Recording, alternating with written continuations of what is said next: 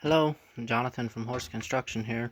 Today, today I thought I want to do a little bit of a different video um, about time and how we record our time for the guys and for the week. Basically, time clock, or so you call it.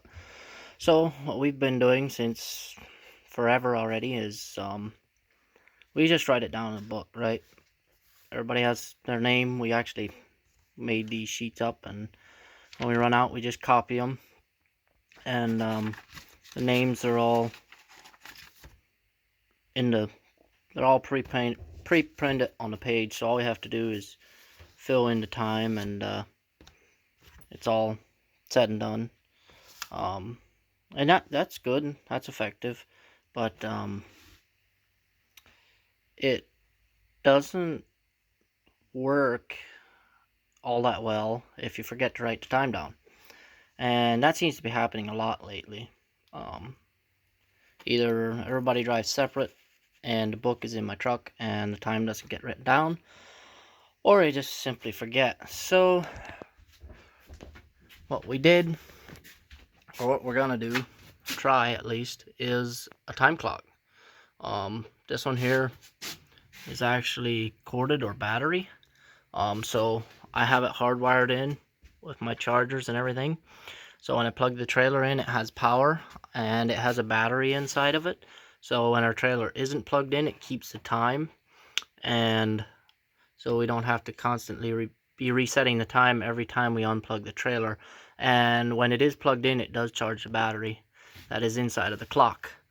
So I also went ahead, made up a card holder spot to clip the pen on, and I'll show you how it works here.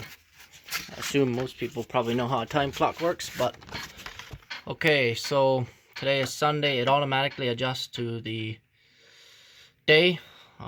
Today it's Sunday evening. I hit in, stick the card in the top, boom, punches it, pull the time card out. There you go, 9:09, punched in. Hit out, stick the time card in. Oh, we had a malfunction here. Let's see. Out. Oh, what the world? Doesn't want to work right now at the moment. I'm not sure if that's because you can't punch out the same minute you punch in. Ah, there we go. Change minute. Let's see if that works. Yep, that done it. So punched out 9:10.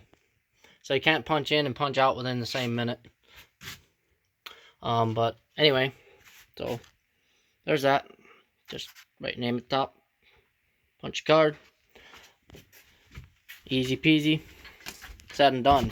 Now, one thing we do is with the book, we never took out lunchtime, and the reason we never did that is most of our work is within 15 to 30 minutes away. So we always figured lunchtime, get paid for lunchtime as the drive time from the shop to the job. So with the time clock, we're actually going to punch out for lunch, and then he's actually going to add in at the end of the week half an hour every day. If you came to the shop and rode along to the job, if you drove directly from your house to the job, you're not going to get the paid drive time. It's not fair to the guys that come to the shop and load up trailer and truck every morning and go out to the job and get paid 30 minutes if the other guy just drives straight from his house and doesn't have to load anything and still gets the 30 minutes of drive time. So that's what we're going to do there, and we're going to see how this all works out, and I will do a review later on, letting everybody know how it works. Hopefully it works out good. I don't know, time will tell.